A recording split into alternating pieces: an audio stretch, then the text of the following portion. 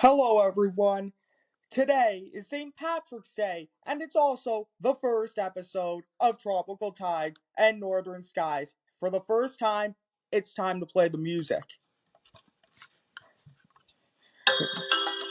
Why does it never work for me? Yeah. Well, that's enough music. So let's start. So, first of all, guys, happy St. Patrick's Day. It's an honor to be with you guys today. So, in honor of St. Patrick's Day, I'm going to wear this hat for the entire episode. Well, everyone, it's an honor to be here with you today. It's an honor to be hosting this podcast. So, I'm now proud to introduce the first episode of Tropical Tides and Northern Skies. The time is now, everyone. Again, a little reminder of what Tropical Tides and Northern Skies is. It's basically the calm, majestic, snowy beauty of Canada mixed with the tropics. So, without further ado, it's time to get out to, to the big reveal. So, basically, today's episode of The Big Reveal, we're just going to be talking about, is it like, is this even happening right now? It's surreal. I mean, I wouldn't want to be anywhere else. I'm very I'm very happy to have launched this podcast. I'm excited to see where it goes, and I'm also in a festive mood today because it is St. Patrick's Day. So, the big reveal is basically what's been going on behind the scenes, and I only have really one thing to say. This. And also the fact that I sponsored a charity concert that went, well, not really a concert, more of a Broadway bash production that bashed its way out of this world. It was absolutely amazing. I don't regret it for a second. In fact, starting this podcast might be up there with actually sponsoring it. That's how good it was. So, for those that are interested about any music things happening, I'll just tell you this right now. I think you're going to be impressed because I'm not going to say that I'm starting an album, but I'm not going to deny it either. So it's really up to you guys, whatever you guys want to think. But yeah. So another thing, if I do create an album, it may or may not contain a new instrument, because I'm guessing you guys have seen some of my new logos. You saw me holding the guitar in it. Yeah, we know. But have you seen the piano keys in it? I wonder what that means. I'm not going to say it, but I think you can figure it out quite clearly. So now it's time for our second segment. Oh, Canada! Now, in this segment, we're basically going to be celebrating, well, I think you get the picture. So, today on Oh Canada, I want to give a little story. A story about miracles. A story about, well, desperation. And me going crazy in it. So, my twin brother, for many years, played travel hockey in Tecumseh. There was this one game that I'll always remember. And now, before I say anything else, I just want to give a little backstory. Tecumseh was, well, not the best team. Like, it was in my heart, obviously, but not on the ice. Um, and so there was these things called playdowns, which is basically the minor hockey version of playoffs. And so this year, Tecumseh got matched up against the best team by far in the league, because a lot of teams did merge back in those days, and they still do today. Like, there was Chatham, Tilbury, and Kingsville all merged into one organization, which is Kent. So Kent County. So basically, this team was a super team made of all Kent County, all the best Kent like county players from around Kent. And well, Tecumseh is only a small town of like 24,000 people, I think it was.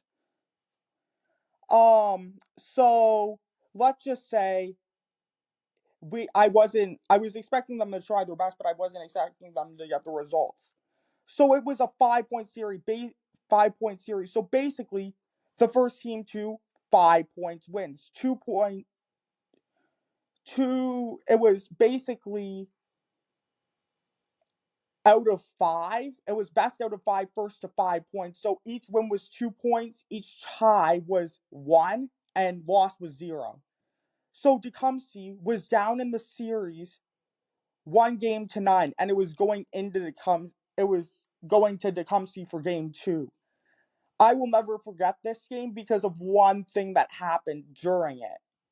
So basically, picture this: your team is tied in probably the game that will decide if you stay and play longer or if you're going to be out after the next game.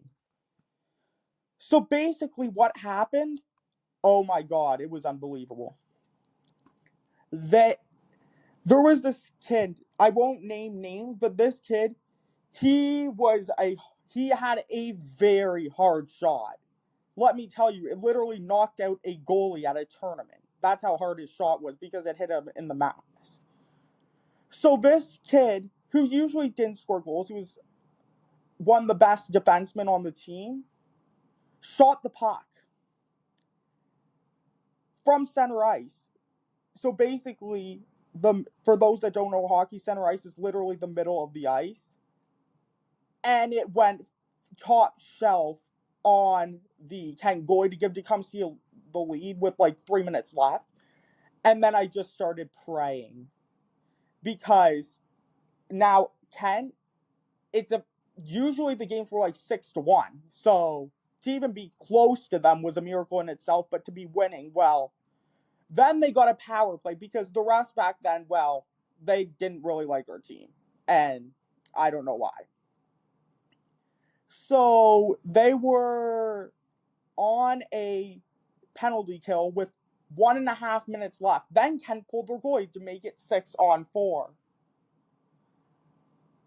They got so many good chances, and Tecumseh couldn't clear it because, like, they were not only on the penalty kill, but now were 2 men down. So then the miracle of Tecumseh happened.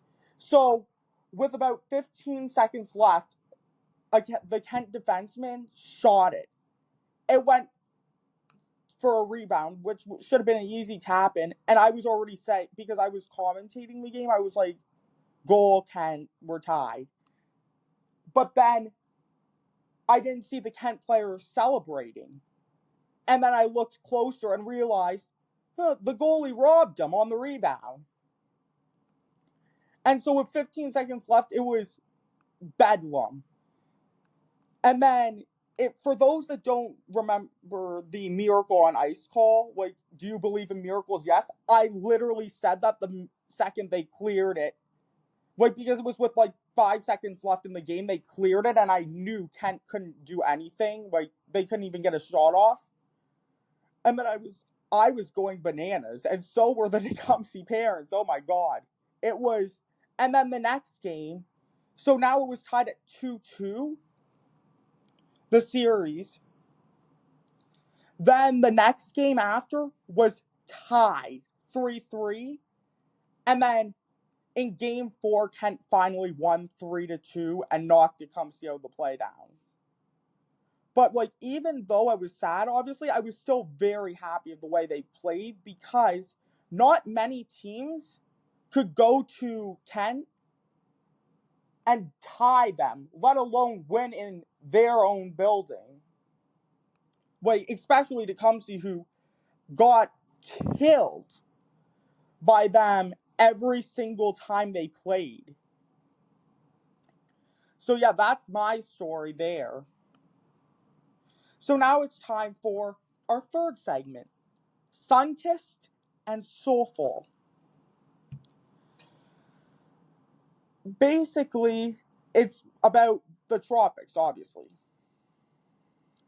So it's time to trade snow, which is Canada, for, well, sunshine, the tropics. So I'm going to tell you about one of the best places I've ever went and the funny story that happened there. So this was 2014. Me and my family and some of my extended families, like my cousins and uncles and aunts, were going to a resort called Royalton White Sands in Montego Bay, Jamaica, which was an all-inclusive.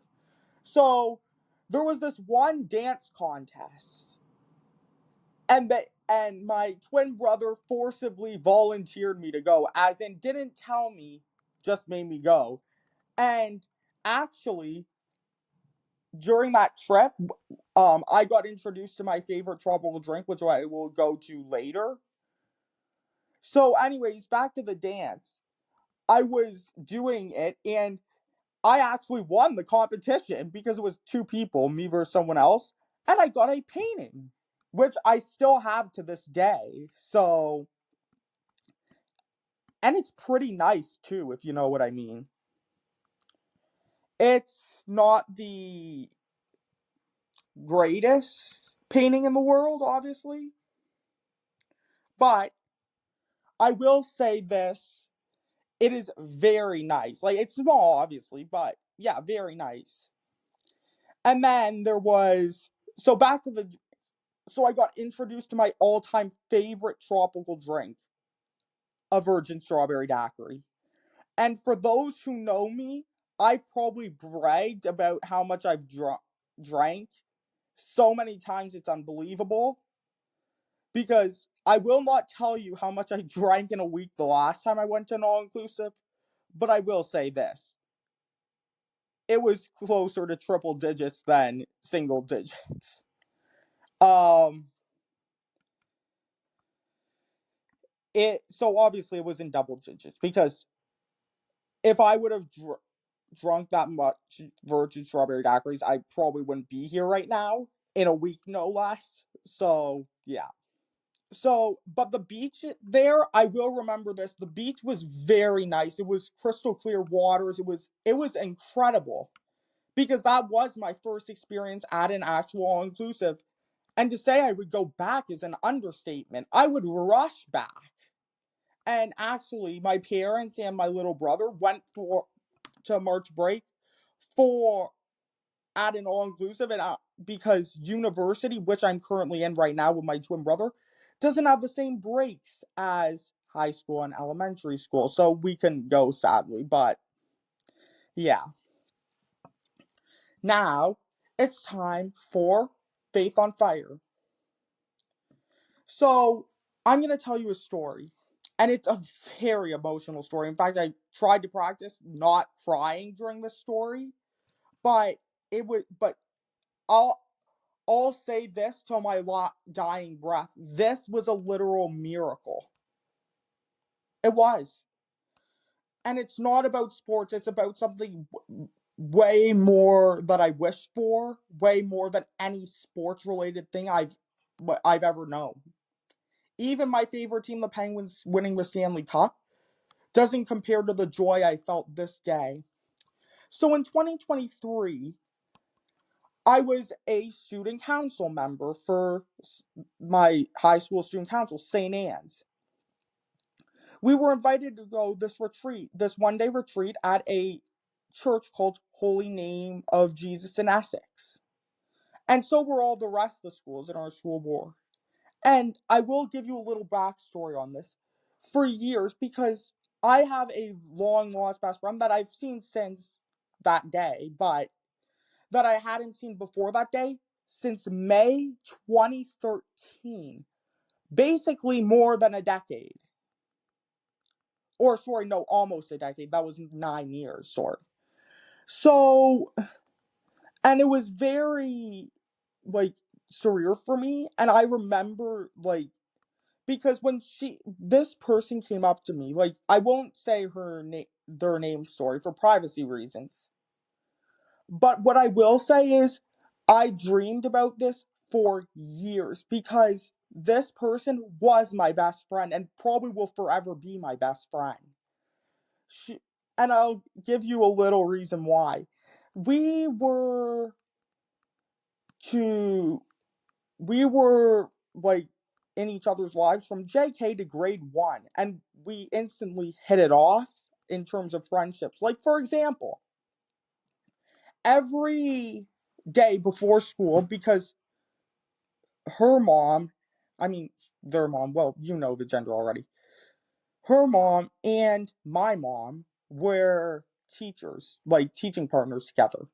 So every day before school, she would bring her portable Nintendo. I don't know what those are called anymore. And we would play Mario Kart before school. In fact, that was like I lived to go to school at that time just so I could see her and play Mario Kart with. And we were even in the same classes for those 3 years, including in grade 1 when our teacher had a treehouse built, like full size treehouse in the corner, like back corner of her class. We would go in it and stay in there for at least an hour each time we went in there because we like it was well it was our time together that we spent, and I've treasured that forever. Sorry. um but then one day she disappeared, and it was at the end of May 2013. um I didn't know that it would be her last day. No one did. And the thing that was most heartbreaking was a few weeks later, my teacher had asked me if had seen her. I I almost broke down crying that day when I said no, even though she was my best friend and she is. Now, fast forward to 2022. It was December 2022. I was in grade 11. So, for months, my religion teacher, her name was, well, she's still alive, obviously, so her name's Miss Silva. She was in as a substitute from another school called Holy Names, which just so happens to be St. Anne's, my high school's biggest rivals. And so she had mentioned something, her class to Holy Names, and this girl, who, I will say this, who drew the ire, horror, and regret of all St. Anne's students and supporters because of how good she was. Um, because now Miss Silva is a big Montreal Canadiens fan. I am not. I am a big Penguins fan, but I do respect the Canadiens, well, more than some teams, which I will not speak of on this podcast. Um,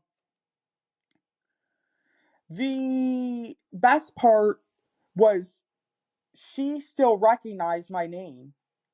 And it wasn't because of my music, it was because she still held on to those memories of us together, which I think was like when I heard her name for the first time after it, I was like shocked, to say the least.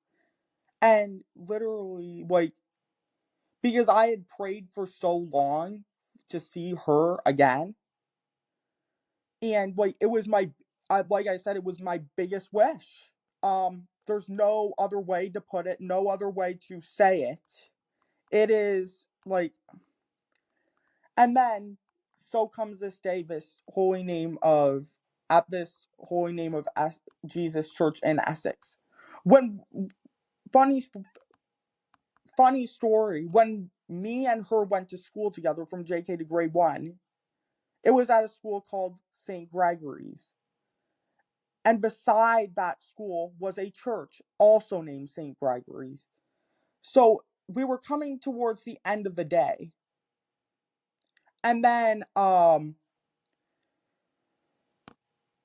And then the miracle happened. So I was talking to some of my student council colleagues and some of my friends from St. Anne's who are on student council when I got a tap on my shoulder. It was her. And she said, "Do you remember me?" I knew instantly, obviously, because how could I not? She looked literally the exact same, just a bit taller and, well, and I was a bit wider and taller. Yeah. Um, I still don't know how she recognized me because last time we met, I was very skinny and now I'm not. It's, yeah, but anyways, like the fact that she still remembered me after all those years, it almost, like, literally, I went in the church after we talked and literally cried in a pew because of joy. Because I was I was starting to not lose hope, but or faith, but just start, like, accepting that maybe she'd forgotten about me. Like, of course, I would never forget about her because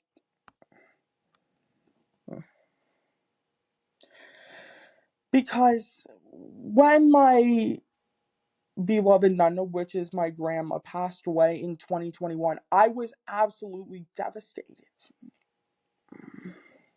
And her memories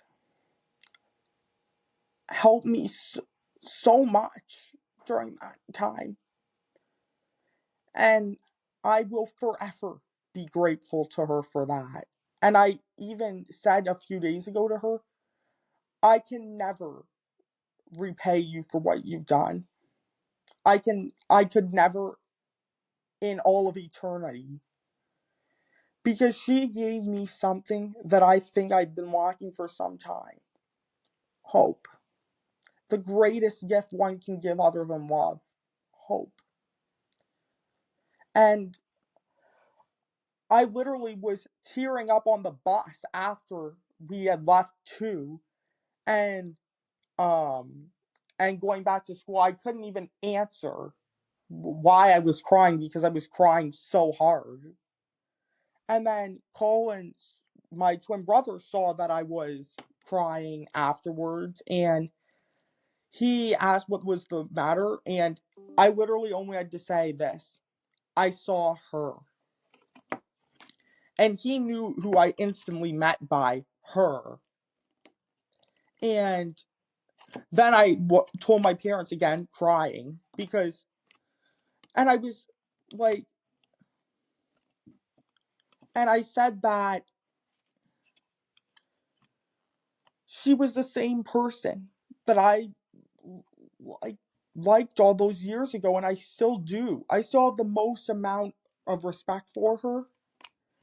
And if she's listening to this, I want you to know that my door will always be open to you. And like, it's literally the least I could do for someone so kind. And I it like and to her parents, I just want to commend you on raising such an amazing person. She's touched me in ways emotionally that you could never have me explain because of how much they've meant to me. The memories, even when she doesn't think, when she thought that we were apart, I believe that in Jesus' mind we were never apart in spirit. So I want to thank you again for that. That was like, that is a true example of faith, because I always had faith that I would see her. I didn't, though, have faith that she would remember me the way that she did, and that touched me so much.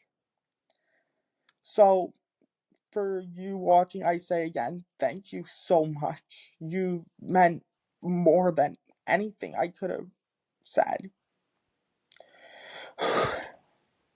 Now that that is done, it's time to go to our next segment, melodies and masterpiece. So I did receive some questions, and there was one that really stuck out to me. It was, what do you do when you get creative blocks? And I I thought about this for so long because I had never really thought of myself as getting creative blocks. Because like I'll wait till the actual question comes up in the 100 questions that I will answer. But I just want to say that like it made me realize how lucky I am to have such good inspirations, including the friend that I just talked about, who was the inspiration for Plenty of Fish in the Sea, which, for those who don't know, was on my very first album, I Am Someone Sorry. So, and I just want to remind everyone that even like um this time and basically Tapestry of Friendship, they all came from the same theme. They came from not remembering your roots. Like the first line in the course of this time is, this time you won't forget your friends and family. In Tapestry of Friendship, I here's to you, my friends so dear. In my heart, you'll always be near. Through the highs and lows we've grown and learned, in the tapestry of friendship forever yearned. I'm saying that I will never forget you, just like the theme in this time. And I tried to make my song stick by the lyrics because I will admit am not even close to the best singer in the world, or even the best singer here. Carson Janik is the best, by the way. Go Carson. Um, but the thing that I really love more than anything is to just make music not for me, but for Christ in heaven, and for just to make the world a better place. That's why I make music. I don't make music for personal gain. I don't make it for the fame or the money that comes with it, because I do donate most of the money to charity. And even this hat that I'm wearing, it's representative of a Catholic saint who lived the same enduring values that I try to: kindness, following the way of Christ. And so today, obviously, that relates to faith in fire. So I just want to tell you guys how grateful I am for all of you. Because without you, it's you guys that give me the inspiration too. You guys give me the energy to write my pieces. So I am very grateful for that. Now it's time for What's the Buzz? So it's a news segment. So in today's news, there's only really one thing. Happy St. Patrick's Day, everyone. Today we celebrate leprechauns, a Catholic saint, Ireland, for those who are even 2% Irish. That's me. And also gold. But I want to take a moment, including into What's the Buzz, to just say that there is different types of gold. There is spiritual gold, which is following the way of Christ, and there is physical gold, which is just like these slivers of gold that I actually have in my room, which are little minuscule things. But it's But the thing that's most impressive to me is the fact that so many times the gold in terms of currency and the gold in terms of spiritual goes so hand in hand. It's unbelievable. Um, it shows a connection because Jesus told us in order basically to gain spiritual gold, to give to the impoverished, to donate to charity. You can do that by giving physical gold. So so what we're basically saying is that you can turn regular gold into spiritual gold by giving it to the people who need it most. And I really want to say this. This is why I do what I do. I don't do it for the money. I do it just to make people happy. So, yeah. And now it's time for my all-time favorite segment. You ask, I answer. Basically, this is a question and answer. I have 100 questions here, actually. So it's time to get going. So what inspired you to start your music career in 2018? Oh, by the way, I'm not going to say the username. They know who they are when they send it. So what inspired you to start your music career in 2018?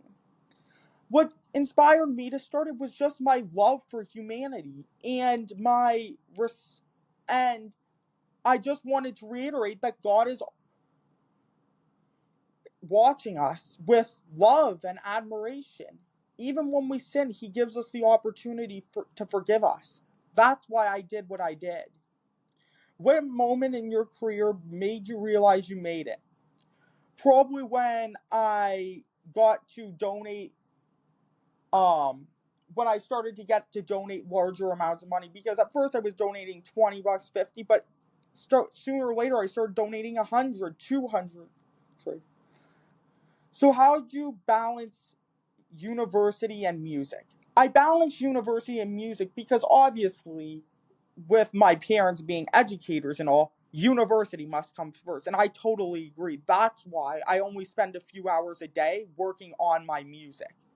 Because the best part about doing this is the results, is the fun that you have during the creative process, and then the fun results you get in the end. What's been the biggest challenge you faced in your career so far? Um, Probably that I really haven't gotten um to display it much on school, like when I went to St. Anne's, on school talent shows, on um in pep rallies, not that much things.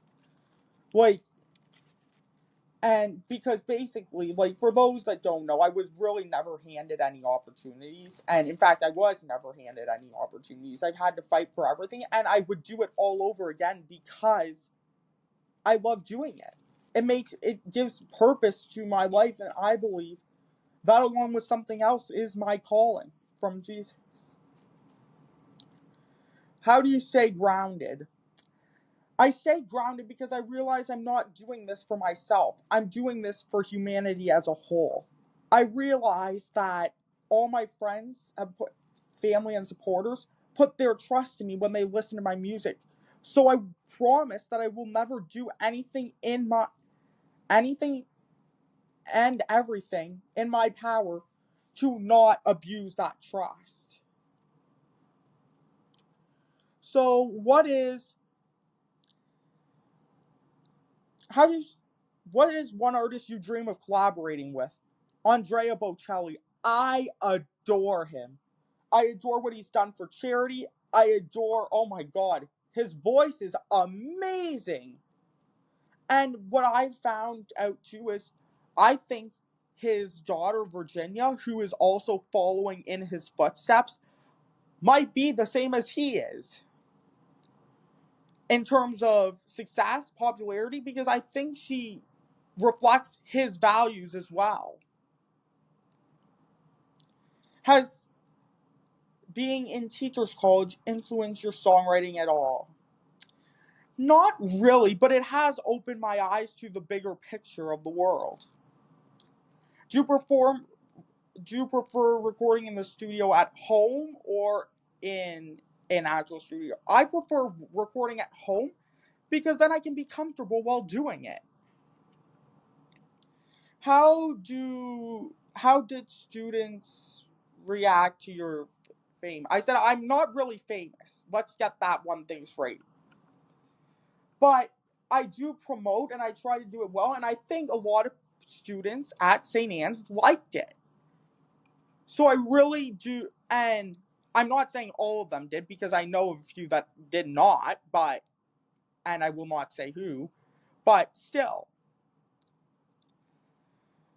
Have you ever thought of, sorry, what was your first performance like? Oh, this is great. My choir teacher knows, old choir teacher who I now sing with in a choir, knows this all too well. So there was this thing called Cafe Musique, which was basically a tryout for a talent show. I went out and sung Someone Will.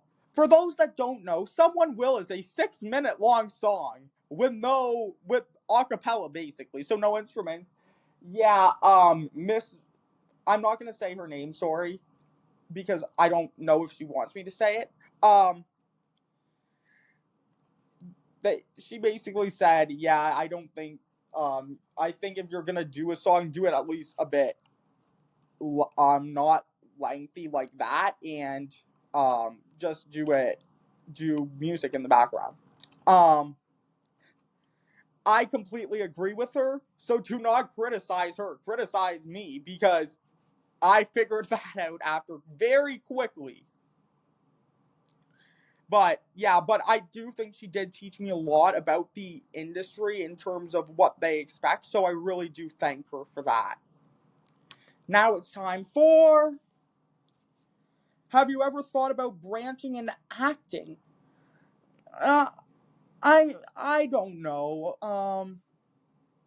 If a role calls that I like and that they're accepting auditions, then sure I'll try out. But for now, I don't know.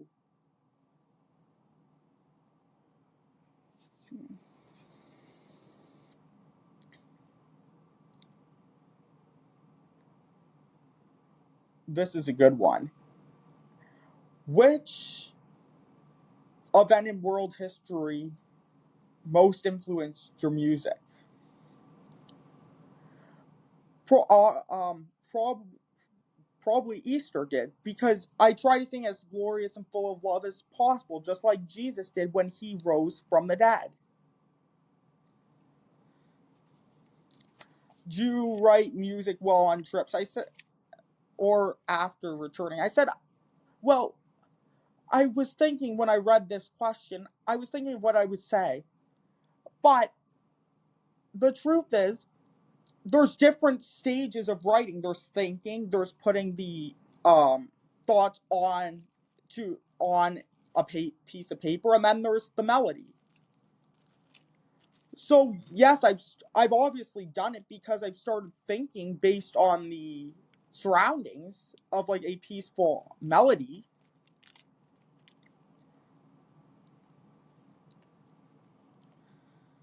Have you ever written a song oh during what you think is a hockey game in heaven? That could actually be a very good song title. Hockey game in heaven, everyone. But no, in all serious, no, I have not, because if they do play hockey in heaven, then I'm sure it's very physical because of all the legends like Gordie Howe, who literally is infamous for fighting and creating his own Gordie Howe hat trick in heaven, because I think it'd be a bit too violent for me. Do you see yourself, once you graduate Teachers College, teaching long term, or focusing solely on music? I'd see myself doing basically, if God asked me to change my plans to fully music, obviously I will. But I believe for now, just like the example of one of the teachers there who's in a band, I will probably focus on teaching full time and then do music part time, unless of course the Lord calls me to do something else.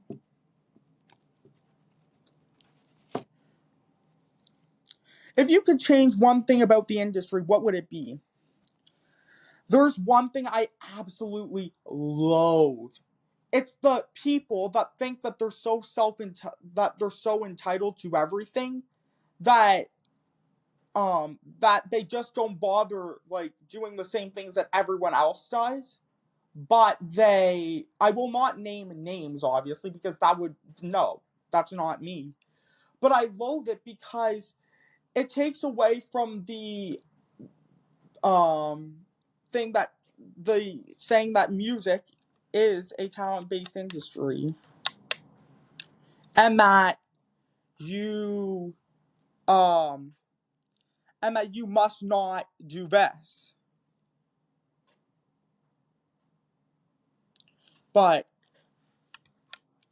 anyways, yeah, I really don't like it that much. However, I really like however sometimes you just have to deal with it, and I know I've had to deal with it several times. But yeah.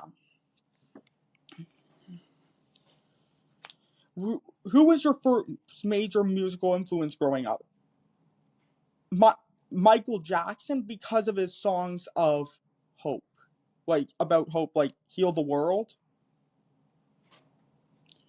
So basically, it was it's so much better and funner to do that. It's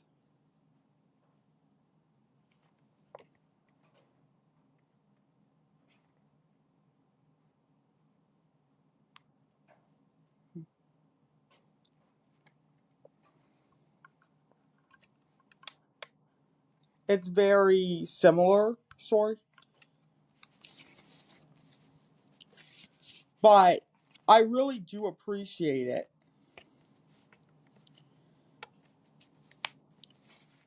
And before I go any further, let me say that there might be some technical difficulties in here. So if something's like muted, just don't mind it. So yeah. And now back to the questions.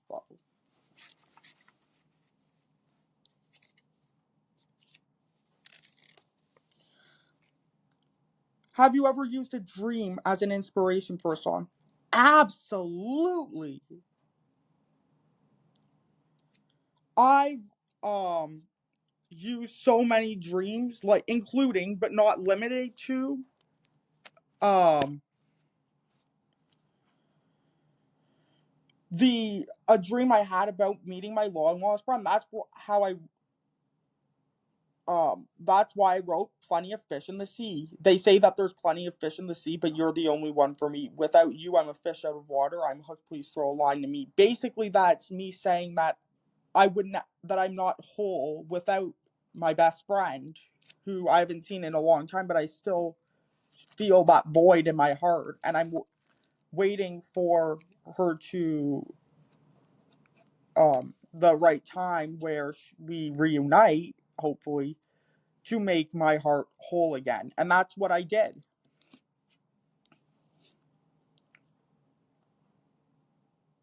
What is the wildest encounter that I've had? Oh, this is good. So I was literally out buying Little Caesars a few years ago, and this one person ran up to me, shook my hand, almost made the pizza fall out, and then asked me to autograph. So I gently placed the pizza on on a table that was nearby, and then I actually did. I signed a piece, but there was another one too. One that I'm sure many people don't know because I tried to do this in secret. So basically, I went on a school field trip to Chicago with the music department. What as I was leaving, I was one of the last ones out. In fact, I think I was the last one out.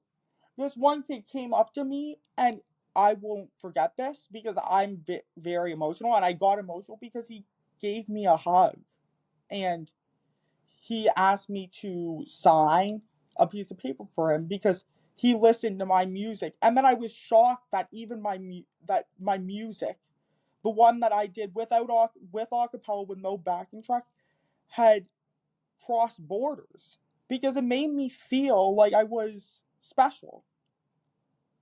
And that, like, it made me feel special and that God really does love it. So I did. I signed up. I said, God bless you, and left. Yeah. Not many people actually know that it happened, if any do. So that's that. Time to go to what legacy do you want to leave behind in both music and teaching? If in teaching, because I'm still in training, I want to leave a legacy, same as music, of being someone um that just tried to do right. Just being, as Pope Benedict XVI said, is a humble and simple worker in the vineyard of the Lord. That's exactly which album is most personal to you and why? That's a very great question. The answer is simple. The answer is that the it's very hard, obviously, but it's what's oh, sorry, thank you, Canadian Olympic Edition, because it was me not only paying tribute to our Canadian heroes who represented us at the Olympics, but also a thank you to my school, my high school, where I created my first album, where I got my first chance to shine. So for that, I am eternally grateful to that school, and I will forever be. And that's why I wrote the album. How did Light the Path differ in process from I Am Someone? Light the Path differed in process because I knew what I was getting into when I was writing the album. With I Am Someone, I was writing my first album. I didn't know. So I wanted to see what it would be like. And it turned out very well. So I'm very happy with that. And now, my friends, we will take a little break for about 30 seconds.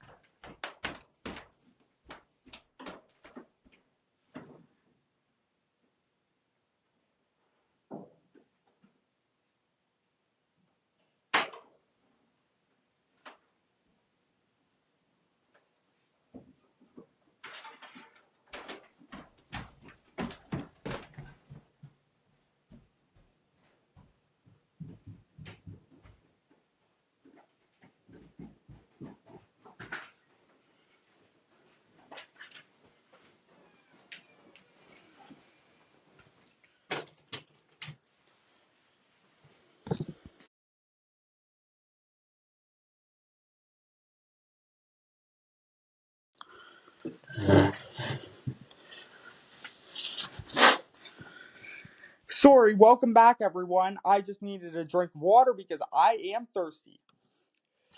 So now, time to go to what was the inspiration behind Thank You Canadian Olympic Edition. Like I said, it was saying thank you to my school, my high school, St. Anne's, for everything they did for me over the years. And also, thank you to the Canadian Olympians for defending our country at the Olympics. Hence, thank you, Canadian Olympic Edition.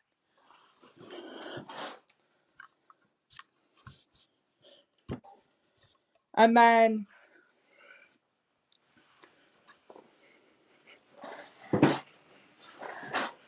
which song from Christmas Past, Present, Christmas Past, Christmas Present, and Christmas Future is your favorite?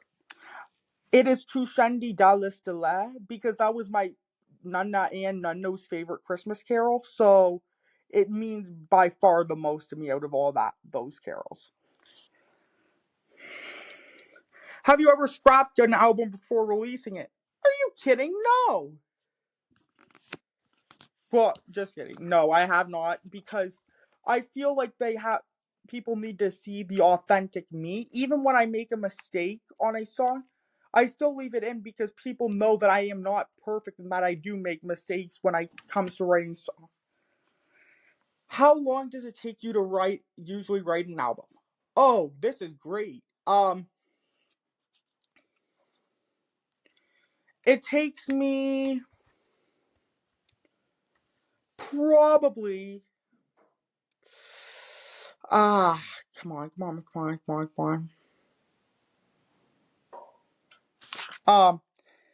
So for those that don't know, this is how I write an album. So I don't create the concept right away of the album. I create the songs first. So for a song, I might do one song a week. Might, as in it barely ever happens. It almost takes 1.5 to 2 weeks to do. So basically, on the song that the 2 albums that I wrote 7 songs on, those took me about 15 or 16 weeks to write, because I write 3 different versions of a song, and then I split them into 3 categories. 1, that it's going on as this song. 2, maybe some tweaks and edits can make it another song. Or 3, it can be saved in storage for a future album if that's what it goes. So I never let a song go to waste. That takes about, again, usually 1.5 to 2 weeks. And then I record myself singing them using the melodies. I record them multiple times over multiple days. It takes about a week for those to be done, and then I decide. So basically, my first album took me 28 weeks to make. But for the one that I released, the one that has, I think, 16 songs, it took way longer. It took 36 weeks, 36 to 40 weeks to write.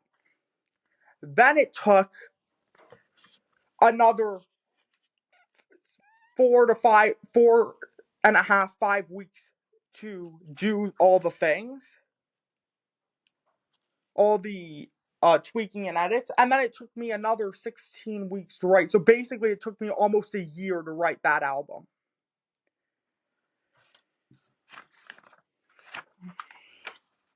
So it can go anywhere from a few months to almost a year. Which album cover are you most proud of? I can't decide that. I'm proud of all of them because I personally made had a hand in making those, so I can't decide on my own creations, like in terms of album covers. But I will say the most detailed is by far, thank you, Canadian Olympic Edition. Do you have any unreleased albums stored away? No. And because I'm afraid that if I did, you guys would find out about it. And I'm not about to let that happen. Would you ever do a full instrumental album? No, because I could barely play an instrument for the life of me.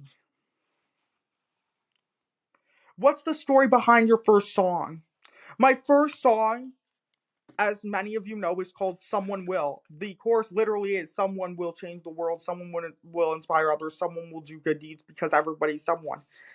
My inspiration is the world and heaven because we can all be someone. We just need the right tools to let it happen. And that includes singing singing for me. Like, I try to be someone who inspires others. But anybody can be anything they want to unless they decide not to. Because everybody in God's eyes is someone special, someone unique.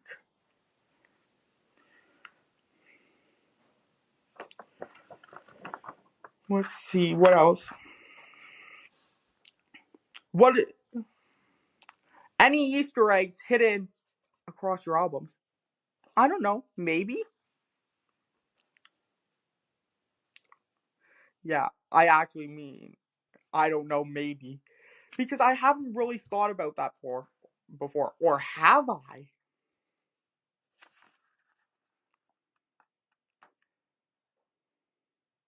Have any of your albums been inspired by family? This is a very good question. The answer is simply absolutely yes. Because my family instilled kindness, respect, gratitude, humility, in me. And I just live to strive by that. Um,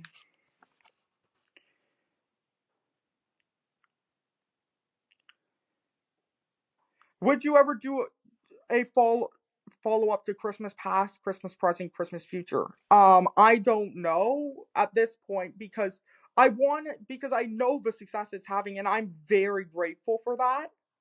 But I just don't know yet because it was a very big album. It was 14 songs and I know it's not my biggest, but still. Which song took you the longest to perfect? Oh, it was definitely Tapestry of Friendship.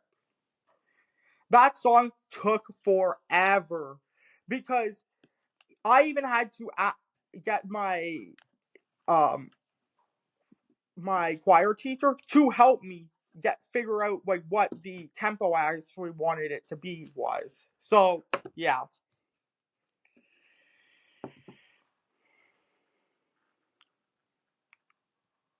Have you? Are there any songs you wish had more recognition?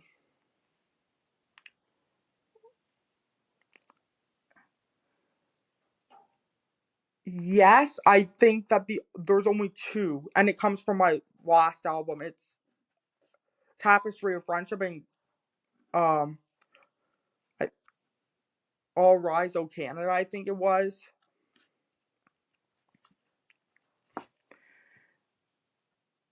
Have you ever written a song with your long lost friend of mine? Yeah, Plenty of Fish in the Sea. I even wrote a song about her school and my school being rivalries in my last album. What's your favorite lyric you've ever written? I have to go back to the classics. Well, actually, no, because I think my best lyrics were have been done for all mine, and I can't decide because in every song there is a good lyric that I think I put in. So I'm not going to say them all, but what's the weirdest place you've ever written a song? Oh my! I once wrote a song in a Swiss chalet. Literally, um, no Google Docs out, writing a song in the middle of Swiss chalet while I was supposed to be eating my food. That's the weirdest place I've ever written. Would you consider a greatest hits album? I don't know because I believe that if I did, there would be a lot of songs in there. Would there not?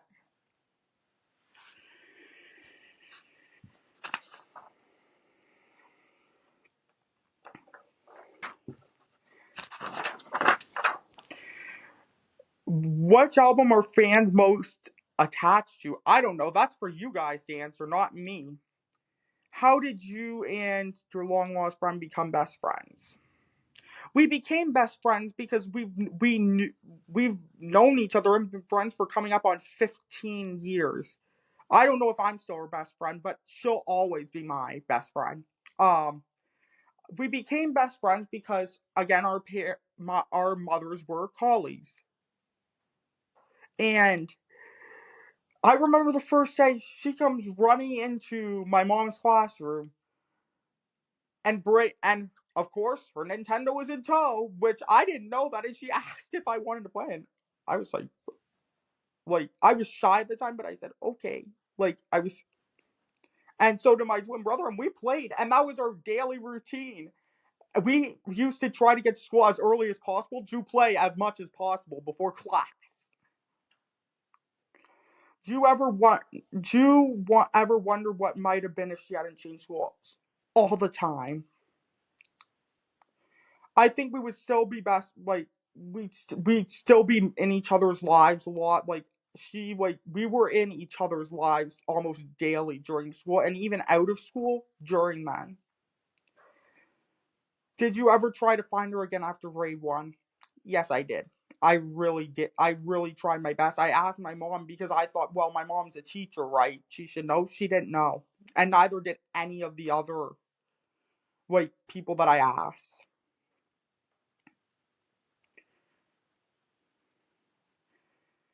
Wow, this is a very pointed question. This must come from someone who knows her. What is it like realizing she's in a relationship now? I'm happy for her, to be honest, because if she finds someone that protects her and defends her, that's what makes me very happy for her. And I only really truly want to see her safe because she's my best friend and I would do anything for her. So, have you ever written any songs inspired by her absence? Plenty of Fish in the Sea, again, because that song was based about asking, begging God to have a return. Did she ever hear your early music before you guys met up? I don't know. I haven't asked her that before, so that's.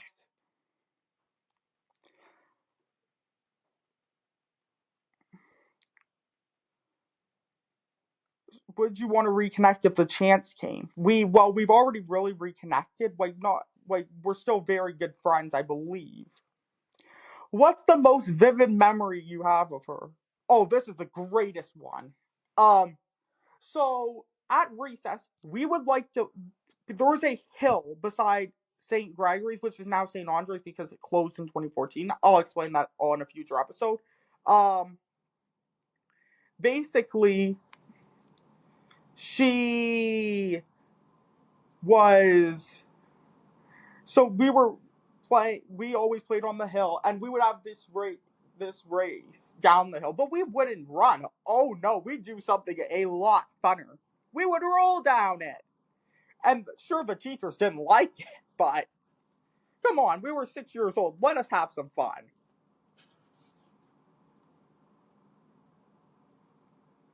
Did you ever think about putting her in a song title? No, because I don't want to disrupt her privacy, obviously.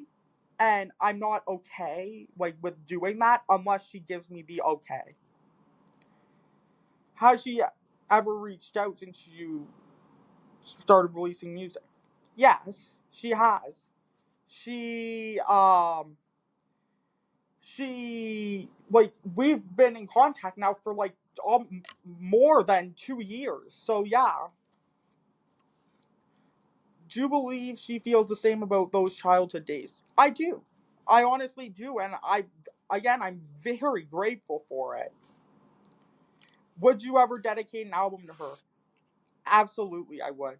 100%. But all my albums so far have been a mix of dedications. One of them has been her. Have you ever kept any mementos from your time together? That is a very good one. I did. I've kept a lot. I've kept all of our yearbooks.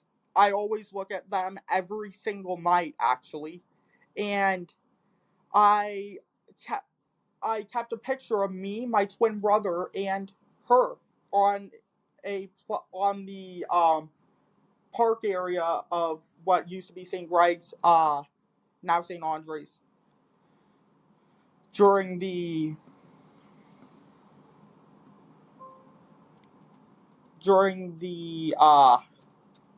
like SK year, which was taken by my mother. So thank you, Mom.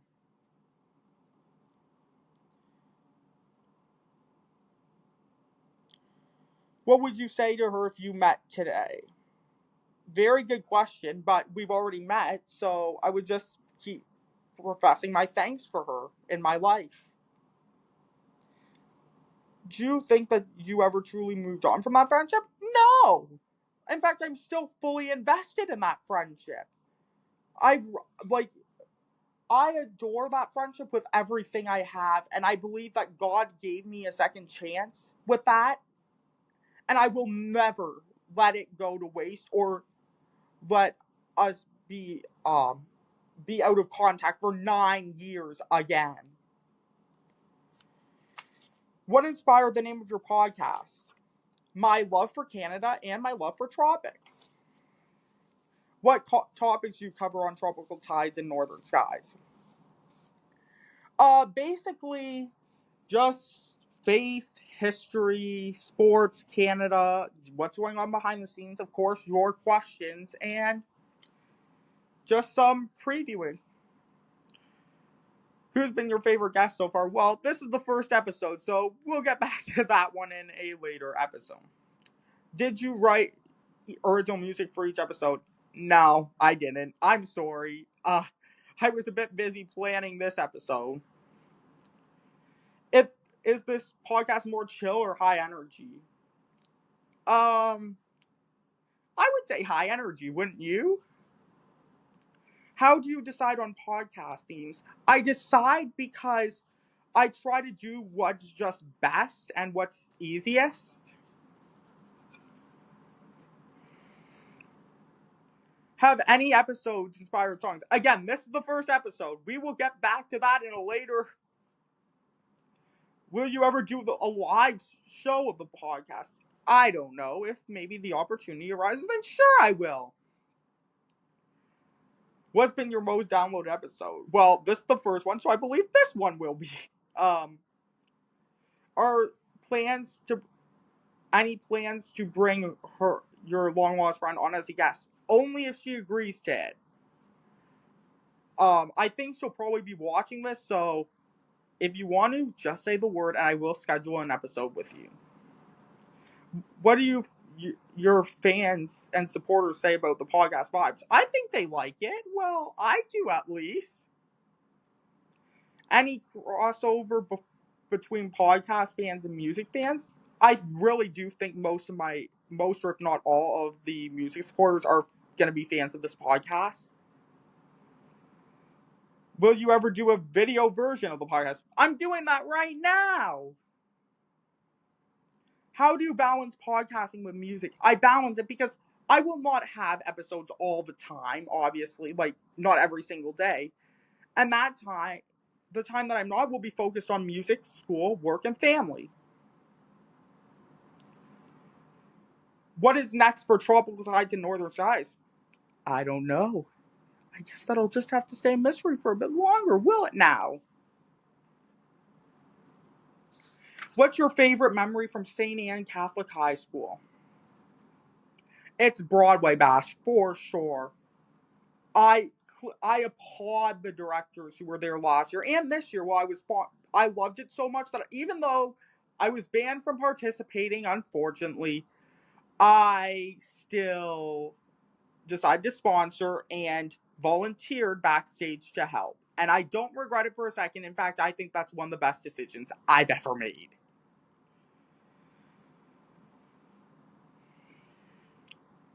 Were you involved in any school clubs or activities outside of music? Yes, I was involved in student council where, in my last year at student council, I was elected deputy prime minister and I served in that capacity in the year 2023-2024 school year.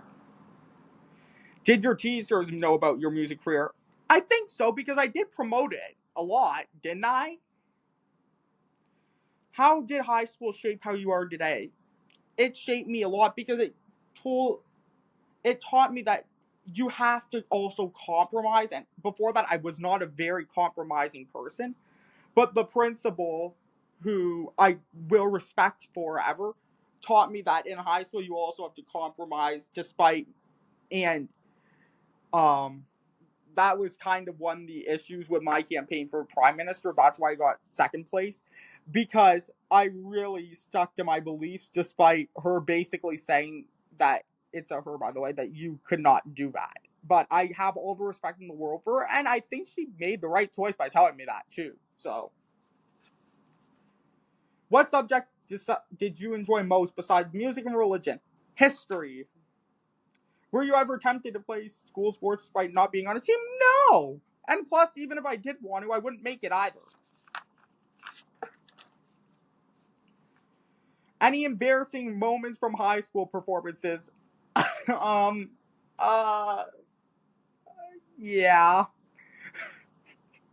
My first one, I may or may not have accidentally forgotten the lyrics to my own song.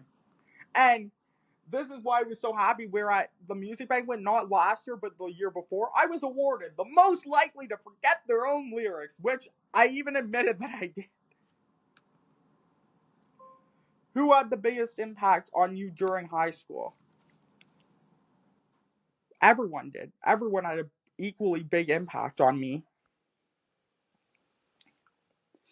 What's your take on Canada's political landscape right now? Oh, wait, sorry, never mind. Skipped ahead a few questions. How does it feel to attend a rival school to your long lost best friend? I'll tell you this.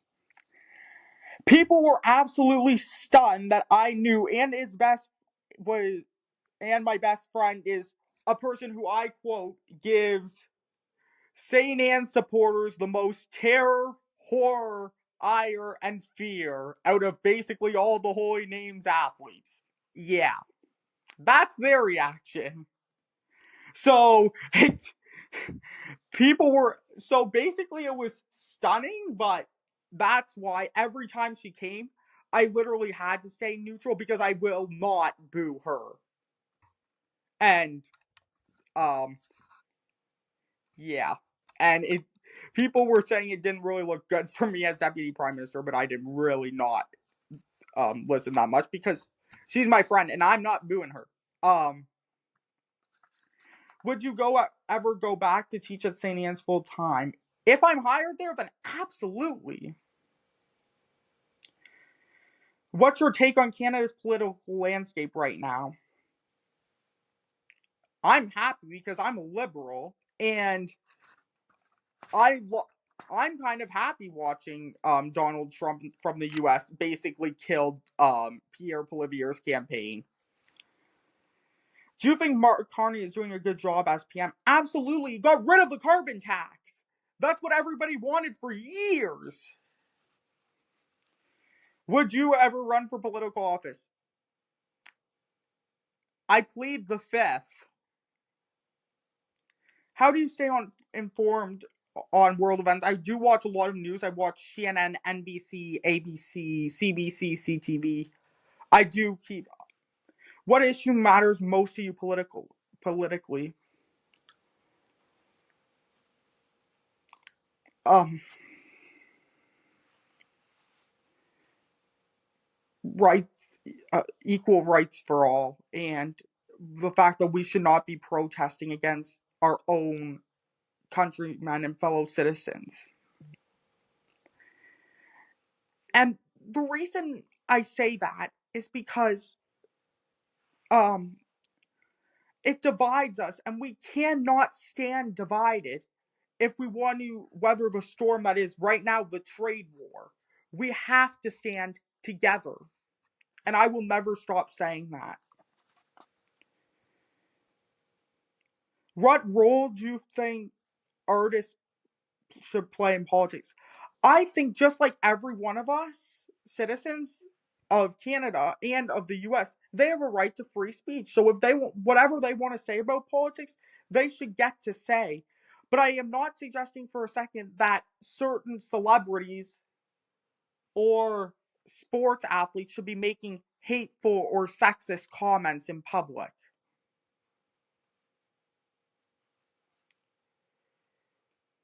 Do you follow US or UK politics too? I actually follow both. It's actually entertainment, really, because for the UK, it's box office politics, as Nigel Farage says. It's worldwide. It's entertaining.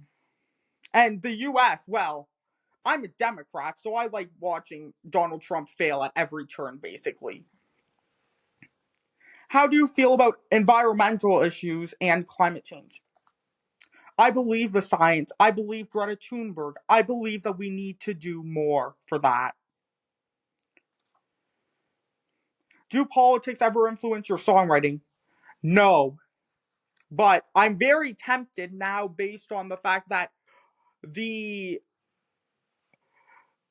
insane asylum that I believe that, well, that the US has become is like it's too great for me to ignore. I may make a song basically asking for unity because we're getting tariffs levied by our own neighbor and friend who we've been nothing but good to. So should musicians speak out on social issues or stay neutral? They should speak out in what they believe in. Would you ever live in a northern climate permanently?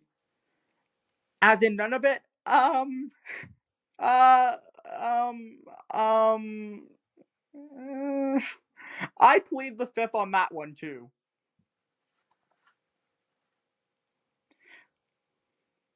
What's your favorite tropical destination?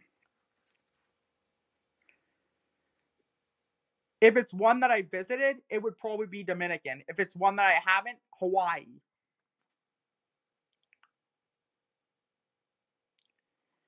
Beach or snowy mountain, what's your escape? Beach. What's your morning routine? Basically just wake up, eat a bowl of cereal, like it, of course if it's not school, because if it's not school I'm gonna not eat breakfast. But I like to take a shower in the morning as well and just relax, maybe do a bit of work for songwriting, or if I have any readings to do for school, I will do those as well. And if I have school, I will leave at about 9 o'clock in the morning. How do you unwind after a long day? Taking a shower and just laying in my bed. If you weren't doing music, what would your career be? Well, teaching. What is the last book you read? Oh, this is a great one. The last book I read is not really a book. It's more of a facts manual. It's the Guinness World Records 2025. Favorite movie of all time? Um, it's basically a tie between Moana and Moana 2.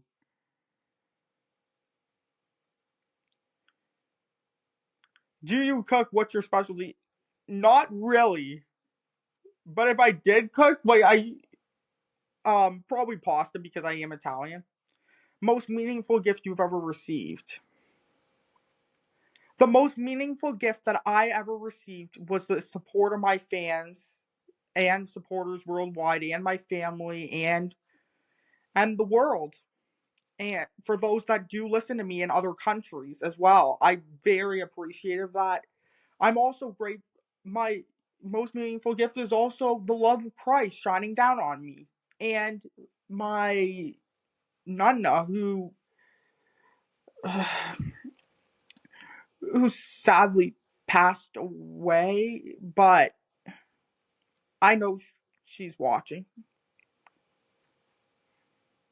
And of course, my family. And the chance to reconnect with my long lost best friend. What's one goal you haven't achieved yet? One goal I haven't achieved yet is to donate 5 grand to 3 different charities. If you could talk to your younger self, what would you say? I would say, be not afraid, my friend. it's not about the fame. It's not about the fame you receive. It's about what you choose to do with the fame that you get, whether it's minuscule or the most fame in the world. You should always try to do what's right and kind. Do you believe in fate or free will? I believe in free will because I believe that God gave us free will to follow his plan. What's your biggest fear? Um, my biggest fear is actually my little brother. And because um I'm not going to say why. What makes you happiest right now? My family, the world, Jesus, my long lost best friend, my friends, my supporters, basically everyone. My,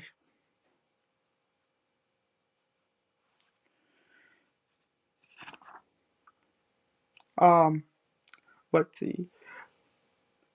Have you ever had a fan tattoo your lyrics? Not that I know of, but I would not be surprised if it did happen. Favorite holiday tradition: spending time with my family and going to church, which I just started last year. Do you have any hidden talents? Um, Not really. I am a exquisite speaker, though.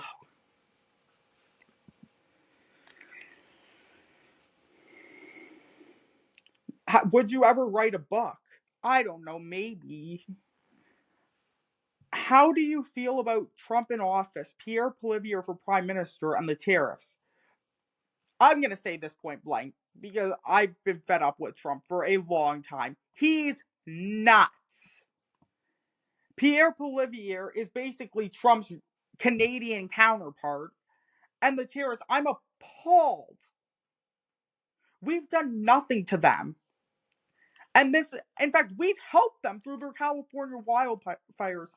And this is the way they repay us. What's going to happen is this: Trump's going to put the tariffs back on, and then, oh, it's going to be great for us because the stock market for the States is going to crash. And then, I don't know, then they might finally see the light. What's been your favorite tropical destination you've been to and why? It's Dominican Republic because it's so small. It's like there's like this one thing. The last actually vacation I went to before COVID, well, even at the beginning of COVID, we went like before it was declared a pandemic. We went to this place called the Ocean Blue and Sands. That was my favorite all inclusive of all time because not only did I get to do that, I got to see my extended family from BC, which I hadn't seen in many years before that. So yeah. So that is all the questions. Now it's time for a preview of next episode. Next episode, who knows? I may be discussing a new album. Or maybe I'm just gonna be answering more questions like I did this episode. Or maybe I'll be having a guest like my long lost best friend if she agrees. I will see you guys soon.